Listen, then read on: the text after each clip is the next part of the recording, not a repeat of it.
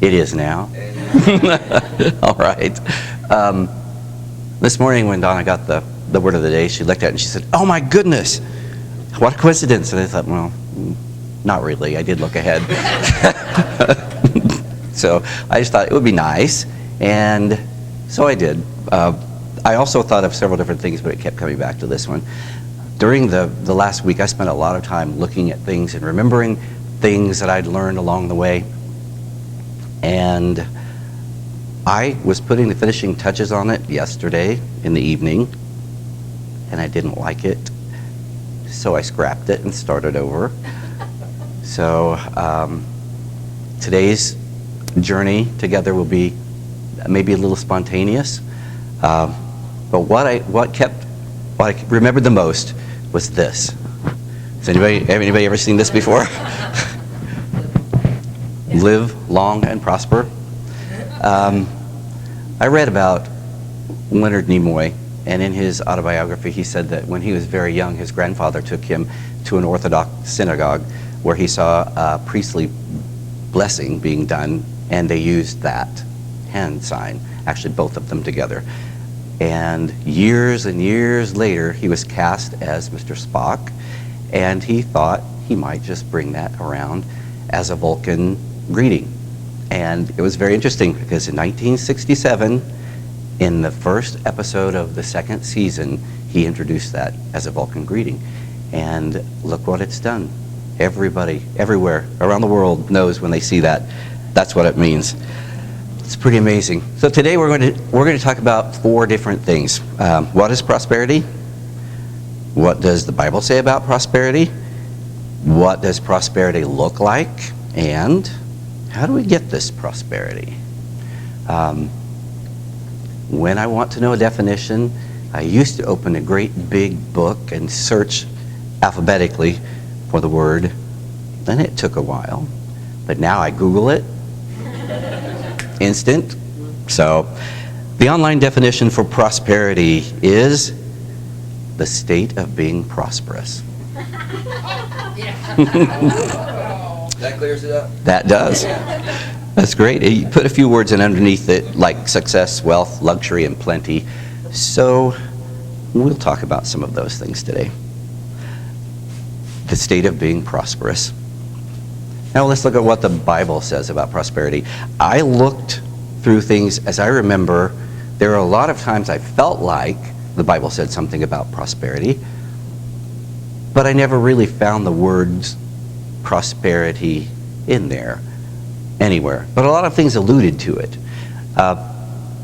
Looking in Luke in chapter 6, which is the day that Jesus was standing on the side of the mountain and sharing an amazing number of things to people so they can know what they need to do to really live and perhaps prosper in life. It's one of his best known teachings, that whole sermon that he gave there. So what I found is it says this. I'm going to read it directly from the New International Version, starting with verse 37. Do not judge, and you will not be judged. Do not condemn, and you will not be condemned. Forgive, and you will be forgiven. Give, and it will be given to you. A good measure, pressed down, shaken together, and running over, will be poured into your lap. For with the measure you use, it will be measured to you. It's a lot of information in that little bit. So do you think he's just talking about money here? Some people think it is. The Bible does give us a guide as to giving, and it talks about giving 10%. But this doesn't just talk about money here. This talks about many, many other things, like your time and your effort and your passion and your love. So what we know is we need to freely give, and we need to do this in abundance. The idea of pressed down, that's kind of interesting. Kim bakes a lot of things for the farmer's market. I see her do it. I see that when she puts brown sugar in something, she just doesn't scoop. She presses it down because you get more in there if you do that.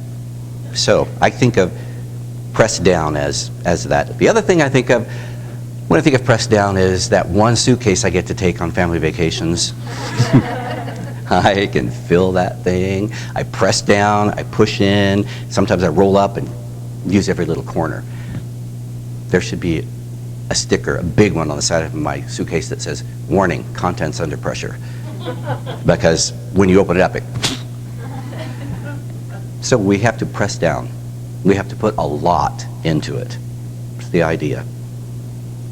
Shaken together. Shaken together. I always think of popcorn when I'm getting popcorn and I want a lot of popcorn. I shake it. I put more in. I can shake it. It'll go down a little more. I put a little more in because you can shake it. Shake it together. Also, I probably shouldn't, but when I take my own lunch and I want to put chips in a snack bag, you can shake that puppy 7 times and you still get more in. So shaking down. So when you think it's full, put a little more in. When you think you've done enough, a little bit more effort. And overflowing. That reminds me of when I go back to get a refill on my drink after I've eaten, because if I fill it and fill it and fill it until it's just overflowing, then I'll have enough and it'll last a little bit longer. So press down, shaken together, and overflowing. All good things, all things we know about, but we have to make sure we apply it to a lot of different things. So to prosper, you must give of yourself, everyone. And the measure by which you give will be the measure by which you are rewarded. I know there's a lot of people who say, well, I never get anything. But then when I step back and look, well, they're not doing much. They're not giving of themselves. They're not. So right here, perfect guideline, whatever you give, you will get. Let's talk about what prosperity looks like. And we're going to go back to those words that the dictionary, online dictionary, gave us: success, wealth, luxury, and plenty. So success, well, it could look like performing your job successfully, or climbing the ladder of success successfully, or successfully raising a family, or successfully helping others in ways that only you can help them. So how does it relate to being prosperous? Well, if you think about it, if you do your job well, you'll get paid. There you prosper. If you climb the ladder of success, you may get paid more abundantly. Raising a family, I can't begin to tell you all of the blessings for that, except for maybe the teenage years. You know, those are the ones that last like a day and a half short of forever. And you think you're never going to get through it. But when you help others in a way that you can, personally, then you receive many blessings, many times over. Give the energy and the wonderful energy that you're putting toward that and the energy that you're getting back from it. Every time you help someone, they're grateful and thankful. And that just puts more positive energy into the world and into you so that you can do more.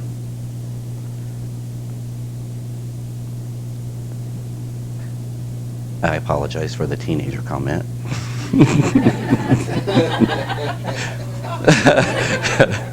But I believe that sometimes daughters can be a little more tricky. So I got practiced twice. So the next word was wealth. What could that look like? Well, it could be material aspects and all the assets that you have. It could be a wealth of friends and family who love and depend on you, and many times they bring you joy in return. Or having a wealth of opportunities. And in those opportunities, you have the chance to use the gifts that you've been given. Your gifts are different than mine. And that's that way for a reason. Because you have things and ideas and plans and abilities that will help me. And I am always willing to help you. Another word was luxury. And that could look like having a great, big, beautiful, and perfect house. That's not easy.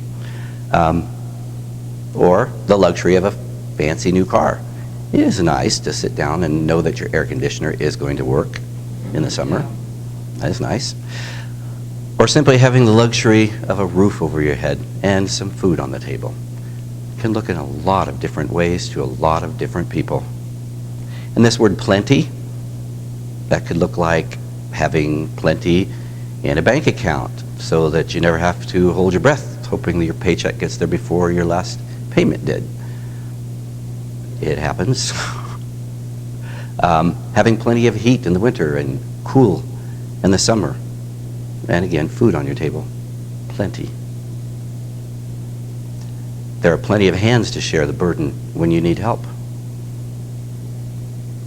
All things that we can look at as prosperity. Things that make us feel better, help us when we need it.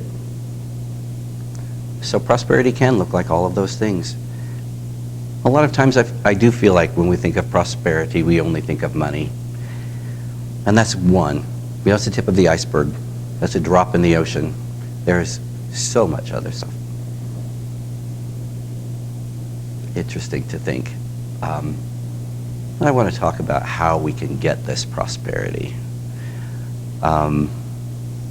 Truly, it's easier than you can imagine. Ask for it.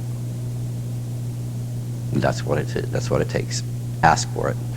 Look at what you need. Look at what you desire and ask for it. And that doesn't mean for me to walk up to Tim and say, "Hey Tim, I want a new car." I can ask for it. I can ask for it. I'm just not sure that he's going to give that to me. So ask for it.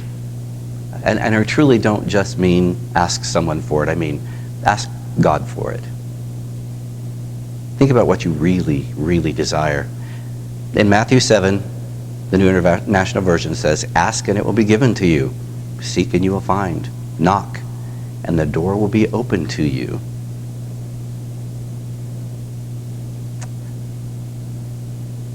I heard that a long time ago. And I just thought, well, that's a cool song. That's a cool passage. I never really applied it for a long time. And then I realized, what if? What if, you just have to ask? What if you just have to knock on the door? What if that's all it is? It is. Ask. Sometimes it's hard to ask. Sometimes you don't know what to ask for. But you should spend some time on it. Spend some time meditating. And then ask. Have you asked? Have you already asked? If you ask, you have to truly believe. You have to believe that you can receive what you've asked for. And in doing that, that means you have to believe in yourself. Ouch, that's a hard one. There are a lot of people that will believe that someone else can do it, or they believe that someone always gets the good stuff, but they don't spend a lot of time believing in themselves. That's the key. You ask, and then you believe. Believe that God is going to give you the opportunities. He's going to give you the abilities. He's going to give you all the things you need when you ask. Some of us just wait around and sit there hoping that things are going to happen for us. And they don't necessarily happen for us. I don't think the Bible says ask and then sit still. It just says ask and you'll receive. Believe that it means you need to ask and then move on it. I really believe that you'll get anything that you ask for. Unless you're Alyssa and you're still asking for a unicorn pony. I don't think that's going to happen.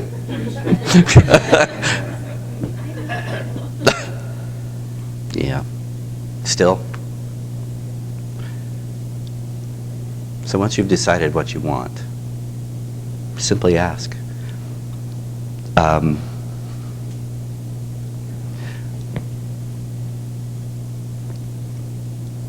In the movie The Fellowship of the Ring, there's a place in there where Gandalf says, all we have to decide is what to do with the time that is given us. All we have to do is decide what we're going to do with it.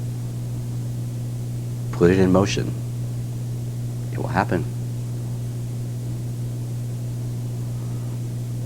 Ask. I'm going to read a quote from Charles Fillmore, which supports the idea that we ask. There is an invisible thought stuff on which the mind acts, making things through the operation of a law not yet fully understood by man. Every thought moves upon this invisible substance in increasing or diminishing degree.